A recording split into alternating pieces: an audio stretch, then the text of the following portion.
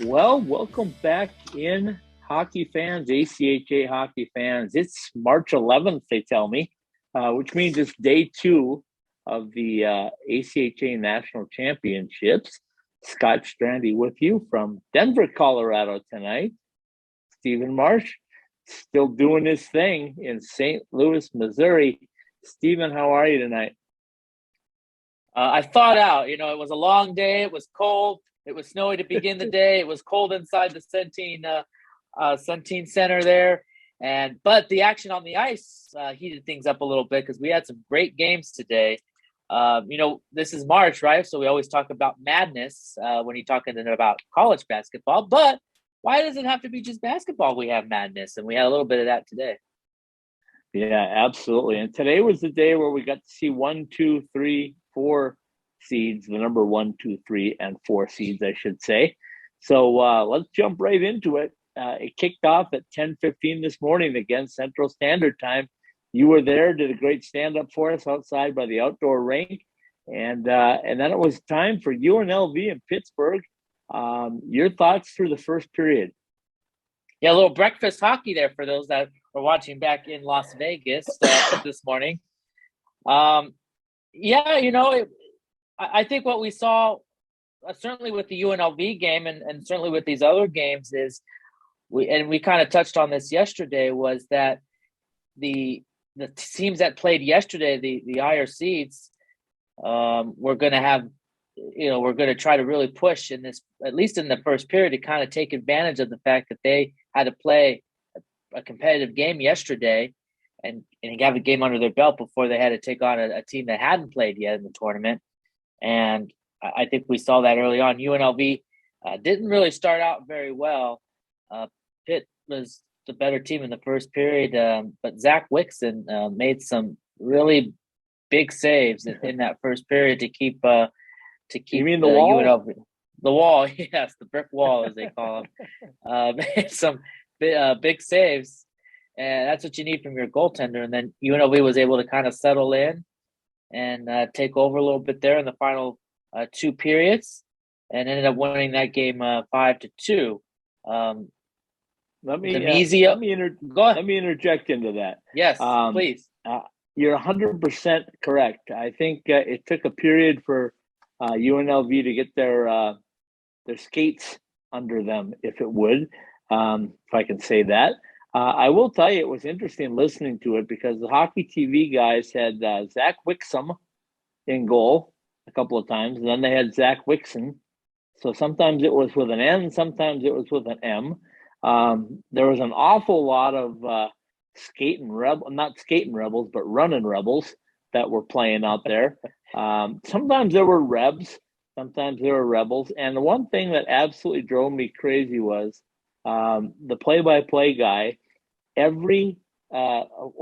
Probably every sequence he said, "There it is. There's a shot. There it is. There's a shot." It was "there it is" on everything for the entire game, and my head was spinning by the time we got done. So anyway, that's my rant for the night. See, the nice thing is when you're there in person, you don't hear the play-by-play. Now I see where he's at, and maybe if I got close enough, I could hear it, but I'm far enough away, I didn't have to hear it. So that's good. But they're you got to give them a little bit of a break because they're calling every game between the guy as I know one of them is Steve Casson, who does the games for Missouri Steve State. did a really good job. I'm not saying Steve because he did a really good job. No, I know that's not what we're talking about. There's another guy that I don't know where he resides. He's from Michigan. Michigan, okay. Yep. Okay, so he's from so obviously those guys have to do a lot of games. They did 4 games yesterday. They did 4 games today, and I think they're doing all the games for the Division One. I was talking with Steve Casson a little bit today, and they are between them. They're bouncing back and forth. They'll alternate who's doing the play-by-play and the color commentary. So people that are watching all the games will hear they'll hear the same voices, but they kind of alternating who's doing the play-by-play and who's doing the commentary. So it was not Steve Casson doing the play-by-play for the UNLV. It was not. We want to make that clear. Okay. Yep. But so anyway, that's my rant, and it's kind of just a personal thing as a media thing. I mean, I do a lot of research. You do a lot of research on all the teams that we cover. We certainly don't get it right. all the time, but we try. Okay. And I think sometimes when you don't make adjustments during the course of a game, once or twice, fine. But when you're continually going over the same thing, and you and I talked off air about the running Rebels versus the skating Rebels, so I don't think we need to go into detail about that. But anyway, and hopefully my cough is still here. Yeah, your cough is still here. I do want to, in the interest of transparency, I was looking back at the Twitter today. I think there was one point I tweeted out Brixton instead of Wixon. I think I had the brick wall in my head, so I think that kind of slipped through. Slipped through the cracks, and then I think that was that. But I want to touch on the game. Back to the game, just a moment. We talked about that first period. The shots on goal were 17-7 in favor of Pitt. I want to mention that because I mentioned again Wixon. He was so huge. It's 17. They didn't get. There was no scoring in that first period, and that, as I said, Wixon was a big part of that. But then you look over the final two periods, and it was 15-5 the shots in favor of UNLV in the second period, even though it was a 1-1 game still. And then you look at the third period. UNLV finally took control and scored 4 goals in that period and outshot 11-6. So ultimately, it became a 33-28 UNLV advantage. But the final two periods certainly were much better. The other thing too was the power play. They had a couple of power play goals in that game, and so that was good to see as well. Well, two things you look at in playoff hockey: you look to your goaltender, and you look to your specialty teams. And UNLV got it done. If I could play devil's advocate a little bit as to how they started, I told you there was way too much dump and chase for my liking in the first period and a half. That UNLV team, as you know, Stephen, is very, very skilled. They don't need to dump and chase. They can weave their way in, if you will, into the zone. And I think second period they started doing that. So maybe it was just the familiarity, getting your legs under you. Maybe the timing was a little off. But I thought when they started doing that tape-to-tape passing instead of dumping and chasing, it gave them the advantage that they needed to win that game. I also want to say that, a lot of people, including the play-by-play guy, said that Vegas has had a really good pedigree because they've been in the championship before. They have not. This was in fact their first ACHA national tournament win, correct? Well, not necessarily. They have won the last couple of times they were in the tournament. At least at this level, they were kind of in that 13-20 matchup, and they won that game. But then they went on to lose the next day to the number 4 seed. Okay. So they have had a couple of wins under their belt in the tournament, but yeah, nothing like to the championship, not to the championship game as you said was claimed today by the guy. So that'd be nice if that was the case, if they had that under their belt. But UNLV is known. They've had some success at D2 level. I don't know if they ever made a championship game at the D2 level, but certainly D1 they've been to the tournament every year that they've been able to play and have gotten a game in, but not able to really make a deep run. This year, they're hoping to do so. Okay, you've seen 8 games so far. I got a feeling. Don't remind me. I've seen 8 games. Yes. I got a feeling how many more do I have to go? I think I've got 11 more to go. I think. Okay, you can attest though to this, that this is in fact the hardest hockey tournament to win. The competition is so stiff. The games are so competitive. They're one after another.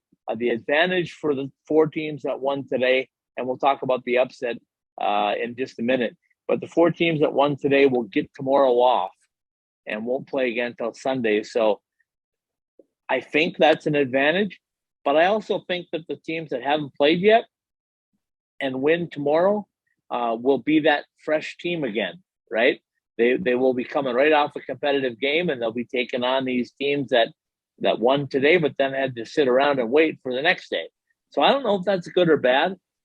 What I will say is I'm impressed with the UNLV in the fact of 2 things. They are a very professional, and I use air quotes around that, organization. They look good. They present themselves well, and they seem to be planning really, really well on not just being in the tournament, but winning the tournament. And I don't think you see that with every team. A lot of teams come in, they're happy to be there, they want to win some games, but they don't really have that aspiration about we're here to win it, and anything less is not satisfactory. No, yeah, being there all day long, kind of seeing the teams come in and go at different times throughout the day, whether they're preparing for their game or they're coming to watch some of the other action. You can just kind of see, and of course the other divisions are going on too, so you're seeing teams for those divisions too, and you can kind of see what teams maybe are taking it more serious. And there's just some teams there that look like they're having a good time with just hanging out with their buddies, watching some hockey games, and obviously getting ready for their game. But UNLV was there watching, but they're a close knit group. But they knew when it's time to turn it on and play and be ready for their game. I guess UNLV has the benefit of being the first team to play. I don't know if it's a benefit or what, but they have the first game of the day, so they get in right away and they have to play, and then they have the rest of the day to watch either the other action or go do what they want to do. But so I don't know, but yeah, you kind of see that as the day goes on. You see the teams come in and you see them go, and they watch and they're hanging out and stuff, and you can kind of sense that some teams do seem to taking this more seriously than other teams. But yeah, UNLV, I think that's been an emphasis for the coaching staff, trying to really instill that on this team. They've been to a tournament, as we've said in the past. The teams have, and they've competed, but they haven't really made that run. I think this year that they know that they can they're close to what they want to do, and they're right there. And so they've made that an emphasis, I think, on the professionalism, on culture, and being there. I think Jason DeMizio in his comments to me after the game that people can go back on the ACHA ITSHW Twitter account, get that out there, is good stuff. He said that he didn't want to just go there and play in one game. He didn't work this hard this season to come this far to just lose in one game. And so now they've accomplished that, and they want to go all the way to the championship game, and that's what and have a fighting chance in that championship game against whoever that ends up being, likely Lindenwood, but whoever ends up in that championship game. So, well, let me tell you, I met Jason for the first time in Chicago, and he stood out to me from the very get-go. The very first time I saw him play there, and I saw 3 games. He was impressive. He's big. He's physical. He's got a heck of a shot, as we found out today. And you're 100% correct. He doesn't go into anything taking it lightly. He goes in to win. That's what he's there for. He has a good time. I can tell by the smile on his face occasionally that he's having fun. But he goes there to win hockey games. So that's my first shout out. The second shout out goes to the brick wall, Zach Wixon, because got himself an assist. He told you that it was kind of just like threw it out there, and he sat him down there, and Jason picked it up and scored for him. And Jason admitted he was pretty tired. Yeah, that was kind of a fluky goal. That was kind of one of those little weird things that you maybe didn't expect it to go in. You just kind of throw it in there. As Demizio said that he said that it was kind of end of a shift. He was just kind of tired, just kind of wanted to throw it on. And then of course Wixon had the wherewithal to kind of ling it down there, and somehow the puck ended up in the net after Demizio kind of threw it in there. So sometimes that happens. Like 3/4 ice, right? Yeah, that was 3/4, and it was a big moment in the game too, because I think it really really propelled UNLV and kind of energized and probably deflated Pitt a little bit too. Although they hung around still, but something like that sometimes can really change the course of the game, and unfortunately for Pitt, but good thing for UNLV. Is that's the case. It really seemed to make the difference, because UNLV ended up with 4 goals in that period after that. So, well, I think they proved they deserved at least the number 4 seed with their first round battle, a 5-2 victory over Pittsburgh. Game 2, Iowa State, the number 3 seed against Maryville, the number 14 seed. Is that correct? Yeah, that is correct. Sorry about that. Okay, so they get to the ice, and it is a battle right to the very end. Wasn't like 2 minutes to go in the game. It was still 2-2, and then Iowa State kind of scored on a stunner of a goal. Nobody really, even the play-by-play guys, are going like, did that go in, and how did it go in? and it was kind of that expression on the ice too. And man, I've said this before, Stephen. If the ACHA doesn't hand that Coach of the Year trophy over to John Hogan, I don't know who deserves it more. Let's talk about that. 3 years as a program, and they moved quickly from D2 to D1. They competed with some of the very best. They're moving out of their conference to another conference to become more competitive with the Lindenwoods and the Iowa States and those guys. They took nothing for granted. They just kept working, recruiting, working. They made it through the pandemic. Man, oh man, they have a lot to hold their heads up about. And I was just kind of surprised that it went the way it did. I just kind of had a feeling that they were going to win it.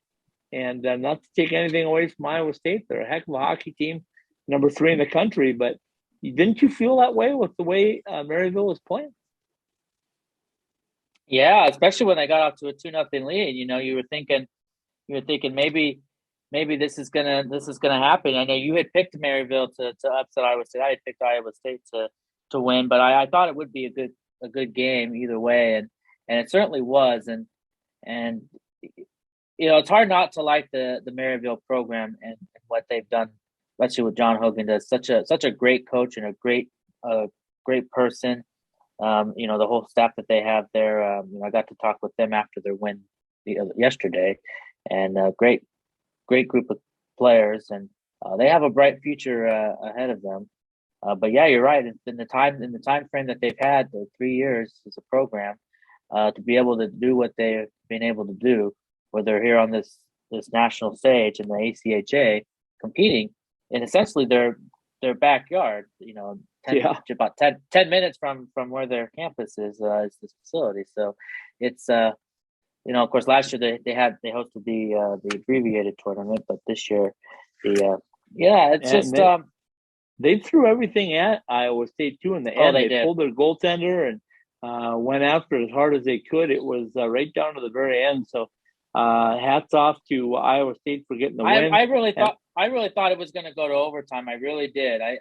Maryville got the 2-0 lead, and Iowa State climbed back in. It was 2-2, and I really thought the way the game was going that it would go to overtime. I think a lot of people did. But Iowa State obviously had other ideas, and they got a goal with about 2 minutes to go, and boy, that was just crushing for Maryville, but obviously very very lifting for Iowa State, and they avoided a scare because, like you said, they're the number 3 team, and obviously the favorites in this one, but Maryville certainly had it in their grasp, and they just couldn't hold on in the end. Great experience. Okay, and that's the key word there, Scott. Before we move on, experience. They're getting experience. John Hogan's gaining more experience. The whole coaching staff, the players that are playing that are still going to be part of it, they're gaining this experience. They're playing really high level hockey, and as you said, they're moving conferences because they could stay in the conference they're in, and they could get an easy. They're pretty dominant there. They usually can get in a tournament spot, but they want to get better.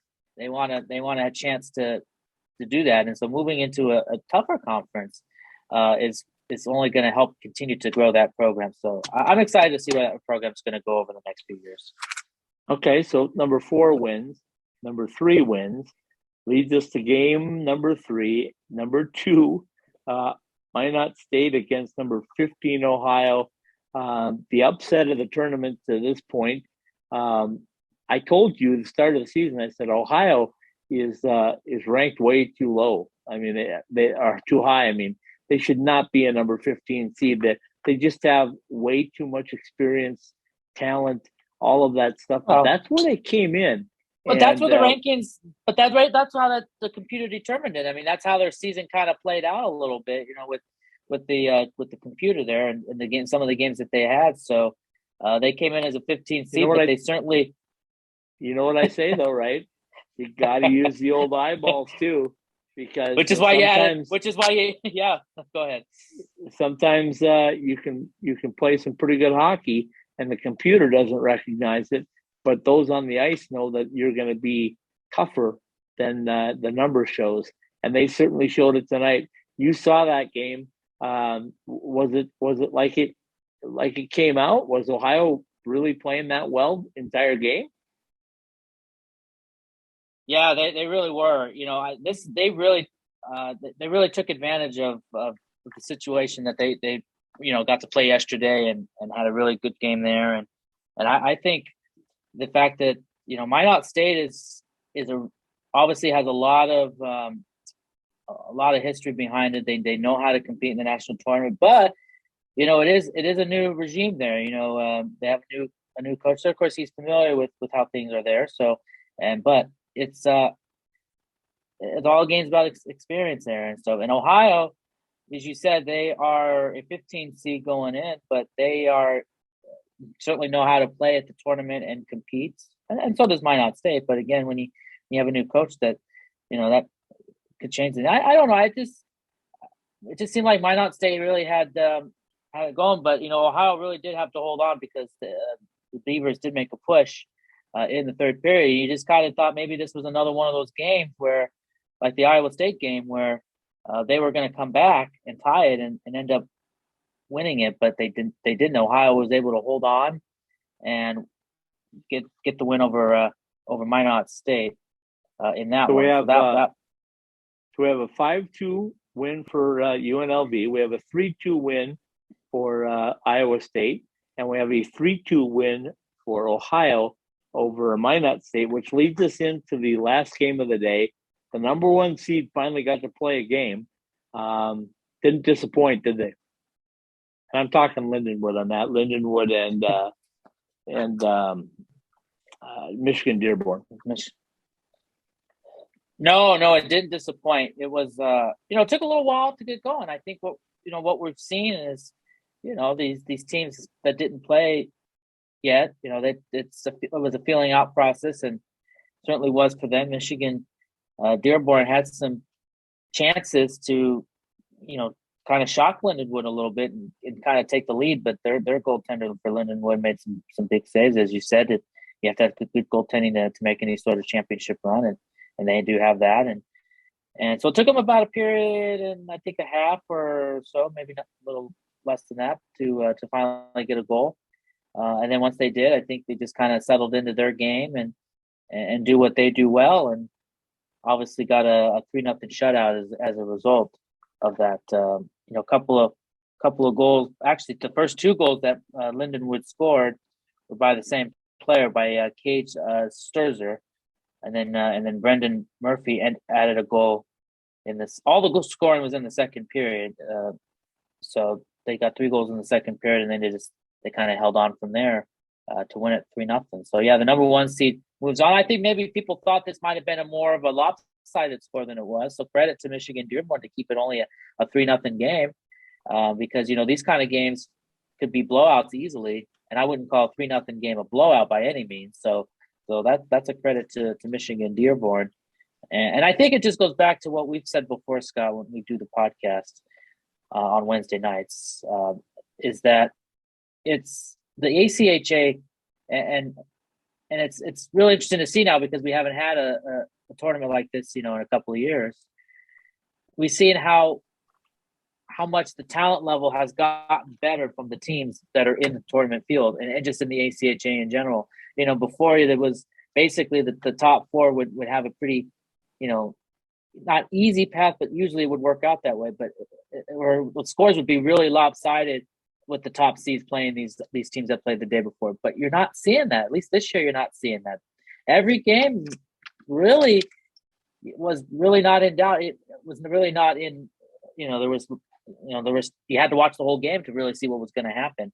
I mean, even when it was 3-0 Lindenwood, I mean, Michigan Dearborn could have made a push. I mean, against Lindenwood would be tough, but I mean, it wasn't like it was 6-0 or 7-0 where it's like completely out of handle. So, and when they only gave up goals in one period, that means they basically played to a draw the first and the third period. So exactly. So, excuse me. And the games are only going to get better, and the games are only going to get better from here. So, I mean, imagine that. I mean, look at today. You would think would have been the day where you might have seen some lopsidedness.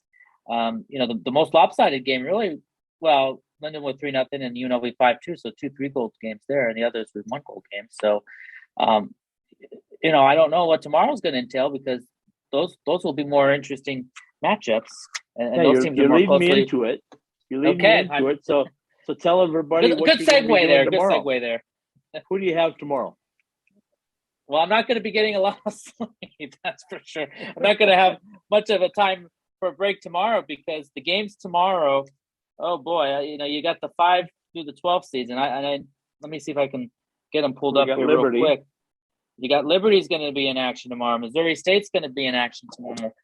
UCO is going to be in action tomorrow. Hey, And by then, the of way, course, where's James- UCO at? It's in Edmond, Oklahoma. Okay, just checking. Coach Revere wanted me to ask you and make sure you knew. Yeah, I bet he did. I'll make sure to tell him Okay, when so I see give him us tomorrow. the breakdown. Liberty against who tomorrow? Liberty Got that will in be front of you? taking on. Yep, I got that right here. Liberty will be taking on Illinois. So 5 versus 12. 5 versus a 12. Then you've got the 1:30 game will be UCO taking on Indiana Tech. And that's what 6-11 game. That's a 6-11 game. Okay. Then you've got 4:45. You've got the defending champions Adrian taking on Missouri State, and that's a 7-10 matchup. Adrian, the 7th seed, Missouri State, the 10th seed. And then the final game of the day tomorrow is always that dreaded 8-9 matchup, Stony Brook against Jamestown. So. And if you think the games have been good now, typically that 8-9 game is a really good one because they're very close together. Right. So I expect a lot of good games. That will get us to the final 8, right? Yes. Going into Sunday. The final 8. Yes, the final 8 exactly. So we'll know on tomorrow night who's playing who in the quarterfinals, and then we started. We started with 20. We got it down to 12 now. As you said, after tomorrow we'll be down to 8. Yep. So it's going to be a lot of fun. Finally on Monday you'll get the semifinals, which the games will be in the evening, 4:45 and 8 o'clock. So you'll have all day to relax. And then of course the championship game set for 7:30, I think, on Tuesday. So that'll give you another whole day. So great job again today. Good stuff. I'll finally get to explore St. Louis a little bit. I've been stuck going from the hotel to Centene Center, then back to the hotel. Barely having time. How's the weather been? How's the weather? It's been chilly. It's been cold. But a little snow overnight and nothing snow during overnight. the day.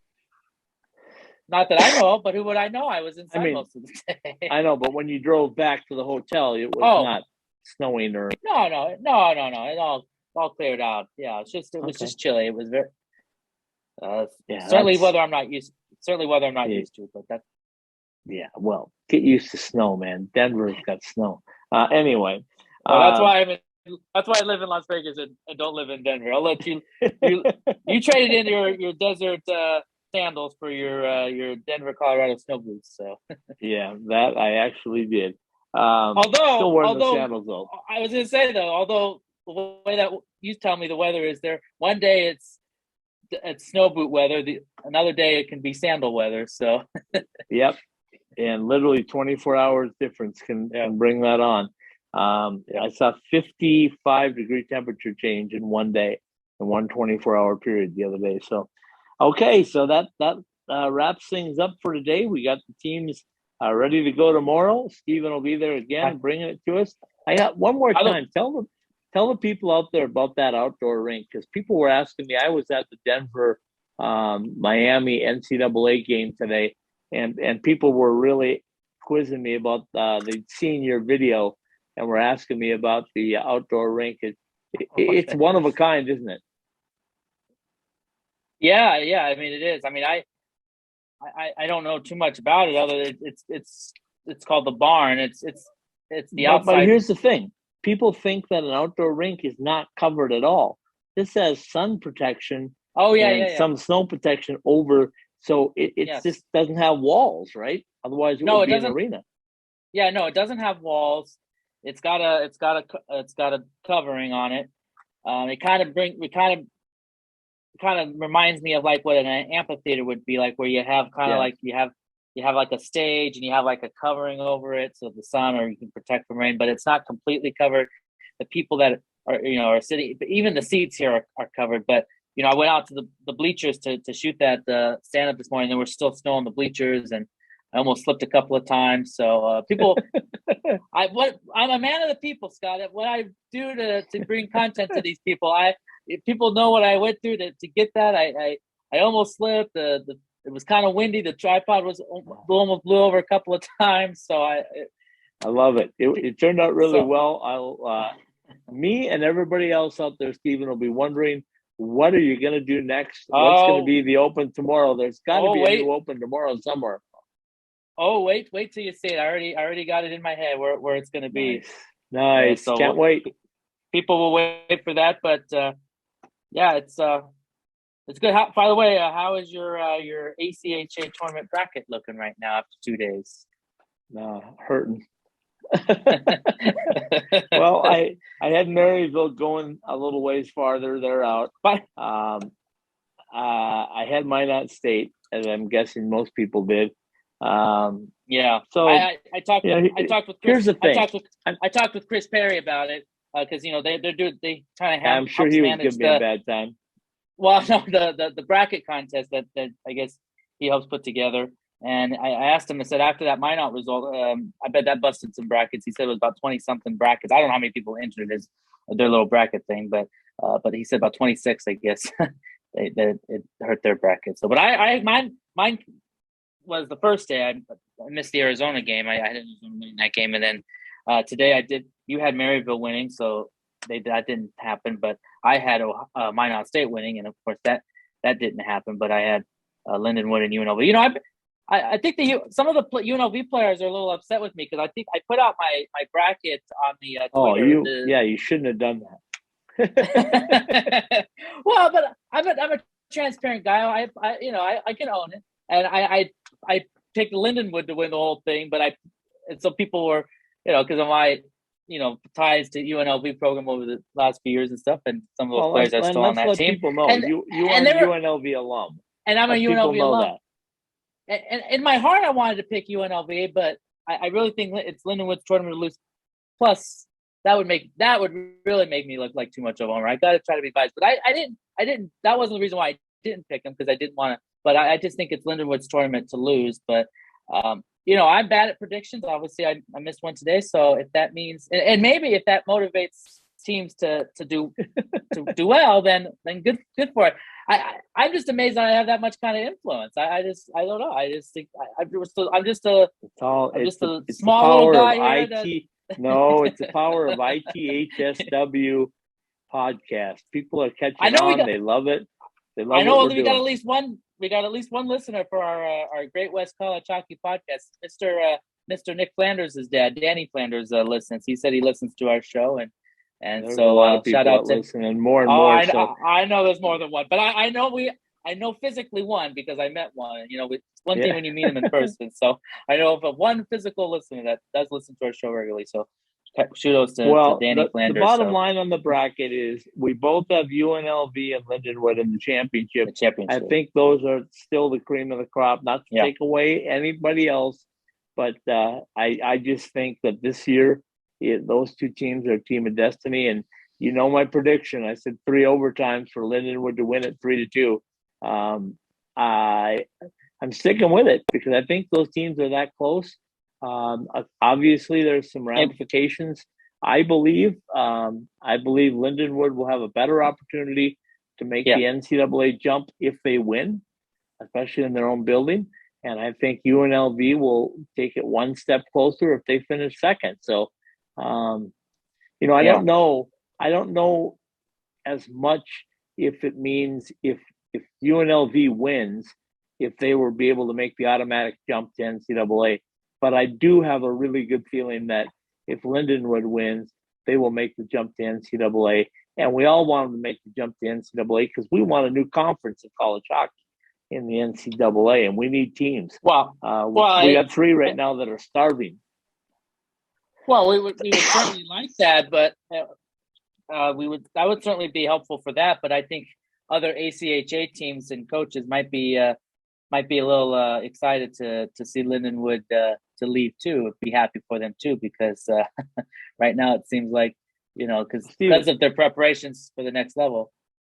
Stephen, they said the same thing about Penn State and Arizona State when they made their jumps. There's a lot of teams in the ACHA were going like, hey, Penn State just kept dominating year after year after year. It was time. It was time for them to move on. Arizona State won the championship, the national championship. It was time for them to move on. And that's the same thing I think where Lindenwood is at right now, and that's good for hockey. If you can move up the ranks, I know we're going way long, so we'll wrap it up on that. Lots more to talk about tomorrow. Follow us at where on Twitter?